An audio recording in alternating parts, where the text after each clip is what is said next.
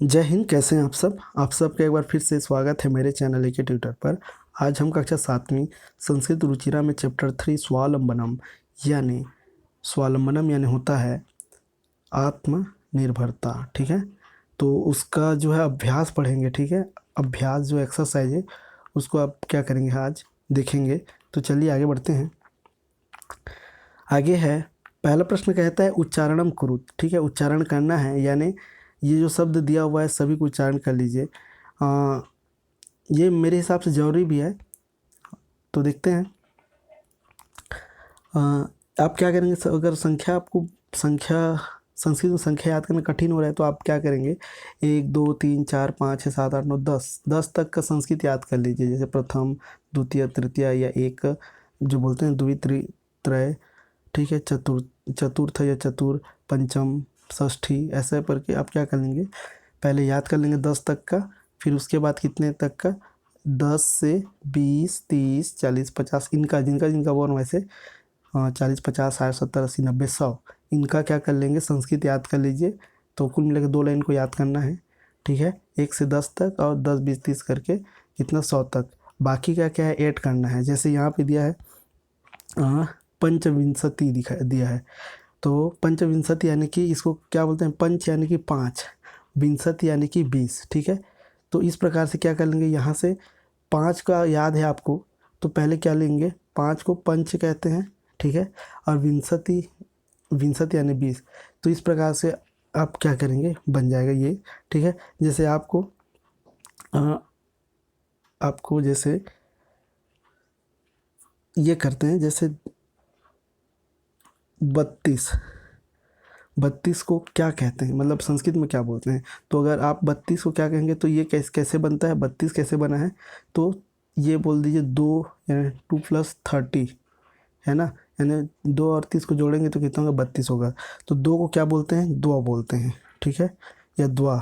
ठीक है, और 30 को त्रिंसत बोलते हैं, त्रिशत। ठीक है, तो इस प्रकार से 2 और 63 यानी कि 32 को कहेंगे। ठीक है, 2 और 30 63। ठीक, तो इसको याद करना है, ऐसे करना है। इसका एक छोटा सा ट्रिक था। आगे बढ़ेंगे। कहता है कि इसको क्या पढ़ना है? विंशतिः त्रिंशत् चत्वारिंशत् द्वाविंशतिः। ठीक है, द्वात्रिंशत् द्विचत्वारिंशत्। ठीक है, फिर है आगे चतुर्विंशतिः त्रयत्रिंशत् त्रयश्चत्वारिंशत् पंचविंशतिः चतुर्त्रिंशत्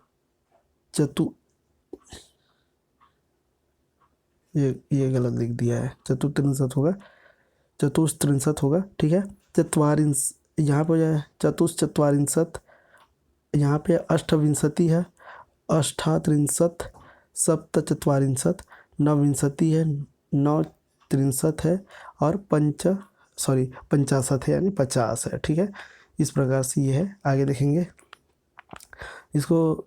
ये है दूसरा प्रश्न कहता है। ठीक है, दूसरा प्रश्न कहता है कस्य भवने सर्व विधान सुख साधनानि आसन। याद कीजिए किसके यहाँ सब सुख साधन थे। ठीक है, तो यहाँ पे होगा कस्य लिखा है, देखिए इसको हटा देना है हमको, बाकी सब वैसे ही रहता है। ठीक है, तो कस्य भवने, तो श्रीकंठस्य भवने। ठीक है, तो श्रीकंठस्य भवने, श्रीकंठस्य। ठीक है, तो श्रीकंठस्य भवने क्या हो जाएगा? तो देख लीजिए, इसको आंसर यहाँ दिया होगा, तो हाँ यहाँ पे दिया हुआ है श्रीकंठस्य भवने सर्व विधान सुख साधन आसन। उसके घर में सभी प्रकार के सुख साधन थे।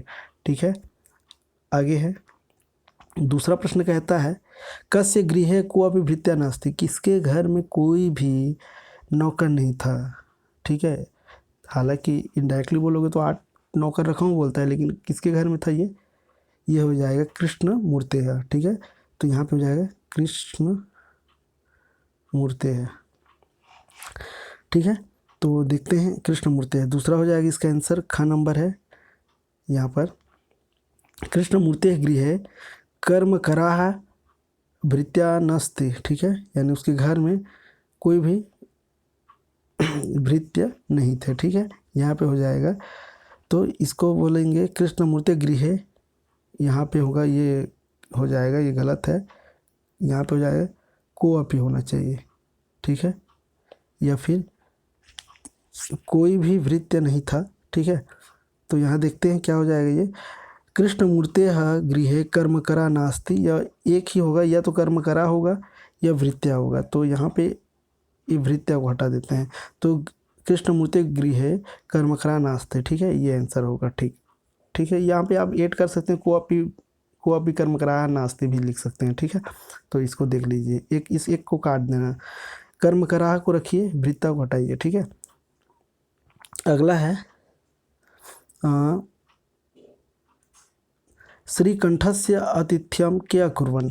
ठीक है, तो अच्छा, इससे पहले जो था इसका खा नंबर का जो बताया मैं, उसमें कर्मकरा को रखने के लिए वृत्ता को, तो देखिए यहाँ पे आंसर क्वेश्चन पूछा है वृत्या बोला है, तो आप वृत्ता को इसमें रखिए। ठीक है, चलिए इसको ग नंबर देखिए, तो श्रीकंठस्य आतिथ्यम क्या कुर्वन्, यानी कि श्रीकंठ का जो है अतिथि सत्कार किसने किया, तो याद कीजिए जो इसका जो मित्र है उसके माता पिताओं ने किया था। ठीक है, तो इसको बोल सकते हैं श्रीकंठस्य आतिथ्यम। ठीक है, कृष्णमूर्ति तस्य माता पिता चा कुर्वन्, ऐसा होगा। देखते हैं इसका, देख लीजिए ग नंबर है, यहाँ पे दिया है कृष्णमूर्तस्य श्रीकंठस्य आतिथ्यम कृष्णमूर्ते पितरो यानी कि माता पिता दोनों। ठीक है, माता च पिता द्वंद्व समास है यहाँ पे। ठीक है, तो पितरो यानी माता पिता कुर्वन्। ठीक है, चलिए आगे देखते हैं। अगला कहता है ग नंबर से, घ नंबर जो है कहता है कि सर्वदा कुत्र सुखम, हमेशा कौन सुखी में था, तो यहाँ पे सर्वदा कौन सुखी रहता है, सॉरी कौन सुखी रहता है, सर्वदा, तो सर्वदा कौन होगा, सर्वदा कुत्र की जगह लिख लीजिए स्वावलंबनेन, स्व ल, फिर हो जाएगा अधम अर्ब ने एव सुखम, सुखम। ठीक है, यानी कि जो स्वावलंबी होता है, जो आत्मा निर्भर रहता है, वो हमेशा ही सुखी रहता है। ठीक है, यानी इसका आंसर देख लीजिए एक बार, सर्वदा स्वावलंबनेन एव सुखम भी बोल दीजिए, या सर्वदा स्वावलंबनेन सुखम, घ नंबर देख लीजिए। ठीक है, अब है व नंबर कहता है कृष्णमूर्ति सॉरी श्रीकंठ कृष्णमूर्ति गृहम कदा गच्छत्, कब आया था, तो 9 बजे आया था। ठीक है, 9 बजे याद होगा, तो 9 वादने भी बोल सकते हैं, प्रातः 9 वादने ना, 2 बार 9 बजता है, तो श्रीकंठ कृष्णमूर्ते। ठीक है, तो बोल सकते हैं श्रीकंठ क्या होना चाहिए इसका, प्रातः 9 वादने कृष्णमूर्ति, देखिए श्रीकंठ, सॉरी श्री इसका देख लीजिए फिर से, श्रीकंठ हो जाएगा प्रातः 9 वादने कृष्णमूर्ति गृहम अगच्छत्, ऐसा होना चाहिए। ठीक है, देखते हैं इसमें क्या दिया हुआ है, तो यहाँ पे दिया हुआ है श्रीकंठ कृष्णमूर्ति गृहम प्रातः 9 वादने अगच्छत्। ठीक है, वैसा भी बोल सकते हैं, क्योंकि संस्कृत का ऐसा है, आप किसी को कहीं भी रखेंगे तो आंसर सही आएगा, बस बोलने पर थोड़ा बेढंगा लग सकता है, इसीलिए सही इसका जो नंबर डालना है। बाकी आप प्रातः 9 वादने, इस मतलब इसको आप पहले भी बोल सकते हो, या इसको पहले बोल सकते हो, किसी को पहले दूसरे कहीं पर भी लिख सकते हैं। ठीक है, यही संस्कृत का फ़ायदा है। ठीक है, तो देख लीजिए अपने से। आगे है, यहाँ पर है कृष्णमूर्ते च नंबर ना, कति कर्म करा है, यानी कृष्णमूर्ति के पास कितने कर्म करा हैं, तो कति की जगह लिख लीजिए आप, क्या होगा, अष्ट हो जाएगा, अष्टाकर्म करा होना चाहिए। ठीक है, तो उसके पास कितने 8 है ना, 2 हाथ 2 पैर ऐसे, 2 नेत्र 2 कान, ऐसे बोल के 8 यहाँ कर्म करा थे, तो यहाँ हो जाएगा कृष्णमूर्ति अष्टो कर्म करा संति। ठीक है, इस प्रकार से इसका आंसर है 8 नौकर थे। अब बोला है चित्राणि गणित्वा तद, ठीक है, तदध लिखा है, संख्यावाची शब्दम लिखा था, यानी कि गिनती करके उसको क्या करना है, लिखना है। तो देख लीजिए, गिनती कर लीजिए, एक लाइन में 6 हैं, 6 दूना 6 18, तो यहाँ पे हो जाएगा अष्टादश हो जाएगा। ठीक है, यानी 18 हैं, इसमें कितने हैं, 3 और 3 6 7, 7 21 है, यानी कि क्या हो जाएगा, 1 2 3 4 5 6 7 है, 7 21 है। ठीक है, तो इसका हो जाएगा 21।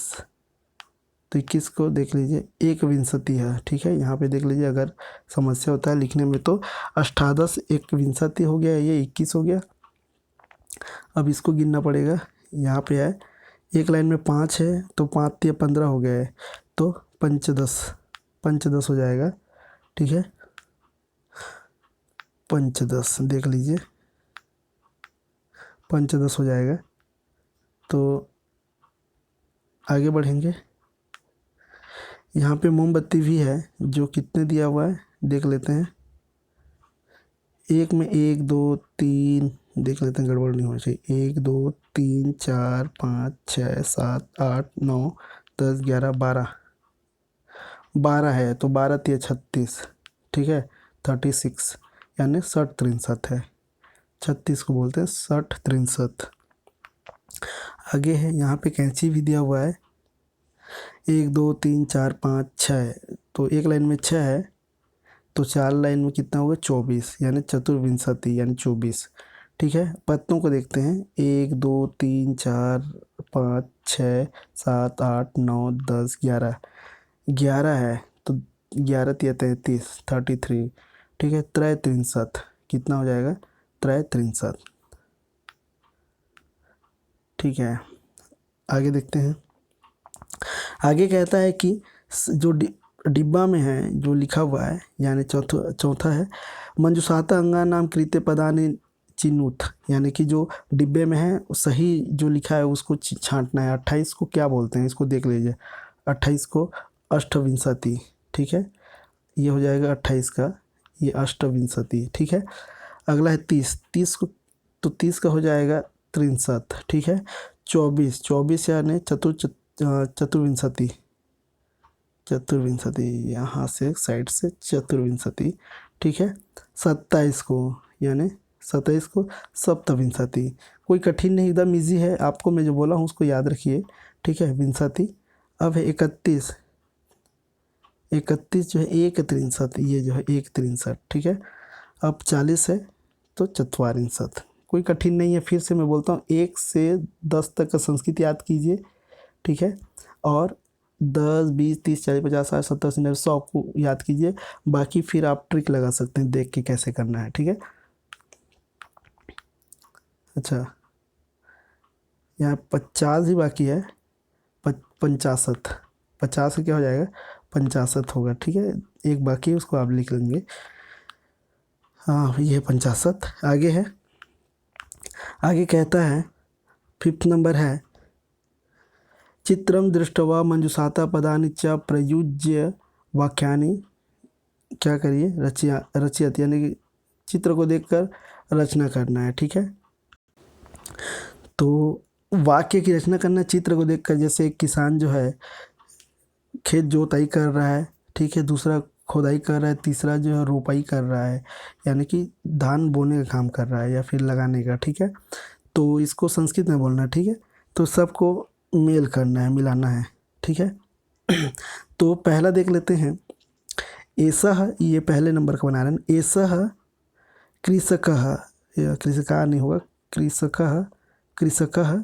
ठीक है, ऐसा कृषकः, क्षेत्र में यानी खेत में, खेत क्षेत्रम, तो ऐसा कृषका क्षेत्रम क्या हो जाएगा, करसतः, जुताई कर रहा है ना, तो करसतः ये हो जाएगा करसतः। ठीक है, ये हो चुका है करसतः। ठीक, इसको एक एक लाइन में खींचा हूँ और दूसरे को गोल कर दूंगा, बाकी समझ आ जाएगा।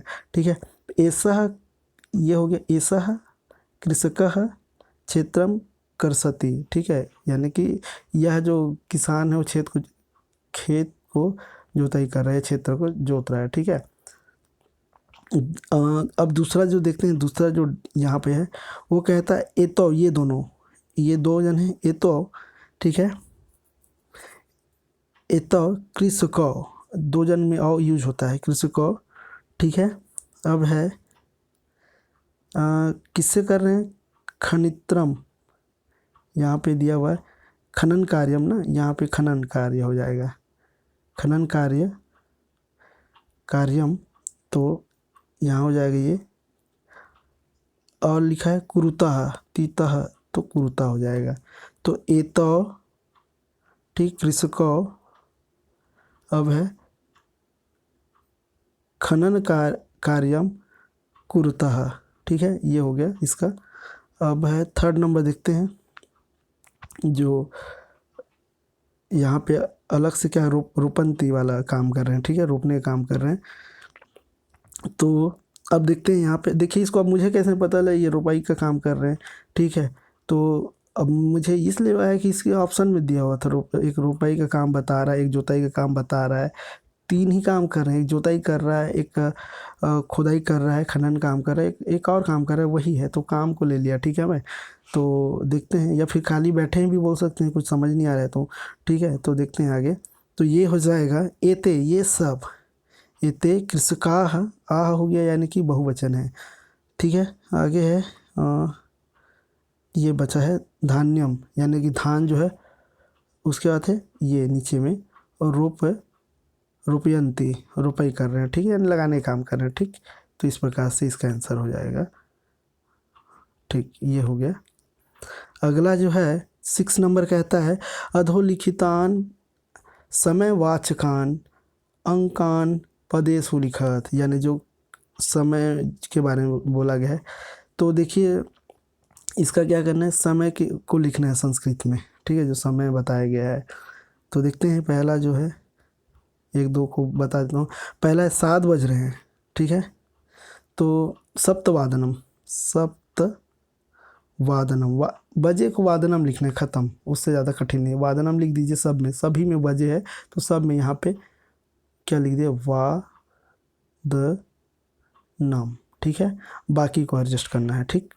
5 बज रहे हैं यहाँ पे, तो पंचवादनम, ठीक है, पहले मैं बोल देता हूँ, बाद में इसका आंसर भी नीचे है, उसको आप देख लीजिए, पंचवादनम, ठीक है। इसको सोचिए, एक और बता देता हूँ, यहाँ पे 2:30 बज रहे हैं, यानी 2:30 बोल रहे हैं, ठीक है। अब 2:30 इसलिए बोलना पड़ रहा है क्योंकि ऐसा 2:30 बोल देते हैं, लेकिन 2:30 इसलिए बोल रहे हैं क्योंकि आधा को सार्ध द्वादशवादनम या सार्ध द्विवादनम भी बोल सकते हैं, सार्ध द्विवादनम, सार्ध यानी कि आधा, ये जो 30 है ना, यानी कि 2 और आधा है ना, यानी 2:30 बज रहे हैं, 2 और आधा, तो आधा को क्या बोलते हैं, याद रखिए, इसको सार्ध बोलते हैं, ये जो लिखा हुआ है सार्ध बोलना है। तो 2:30 बजे तो सार्ध हो गया, सार्ध, फिर 2 बज रहे हैं तो द्वि, और बजे को वादनम, तो सार्ध द्विवादनम, ठीक है।